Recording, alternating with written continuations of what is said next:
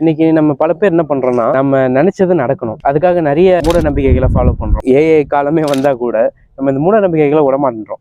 இப்பெல்லாம் இந்த மூட நம்பிக்கைன்னு சொல்ல மாட்டாங்க. அது என்னன்னா அவங்கவுங்க நம்பிக்கை, அவ்வளவுதான். உதாரணத்துக்கு இப்போ இந்த ட்ரீம் கேச்சர்னு ஒன்று இருக்கு. இன்னும் நிறைய விஷயங்கள் இமேஜஸ் பார்த்தீங்கன்னா உங்களுக்கு தெரியும். இந்த மாதிரி பொருட்கள் வச்சு எனக்கு இதை நடக்கணும், எனக்கு இது நினைச்சதான் நடக்கணும், நான் இப்படி ஆகணும், பெரிய ஆள் ஆகணும் அப்படின்னு நம்ம நினைக்கிறோம். அப்போ இப்படி இருக்கிறதுனால தான் நிறைய பேர் கடவுள் நம்பிக்கை இப்போ நம்ம குறைஞ்சிக்கிட்டே வருது.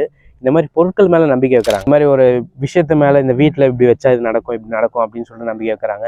ஏன்னா நம்மளுக்கு வாழ்க்கையில் நம்ம நினைக்கிறது நடக்கலைன்னா நம்ம ரொம்ப டிசப்பாயிண்ட் ஆயிடுறோம். அதனால நம்ம வெறுத்து போயிடுறோம். அதனால அப்படி இருக்கக்கூடாது, வெறும் பாசிட்டிவ் வைப்ஸ் தான் வேணும் அப்படின்றதுனால இந்த பொருட்கள் மேலே நம்பிக்கை வைக்கிறோமே தவிர கடவுள் மேலே நம்ம நம்பிக்கை வைக்க மாட்டோம்.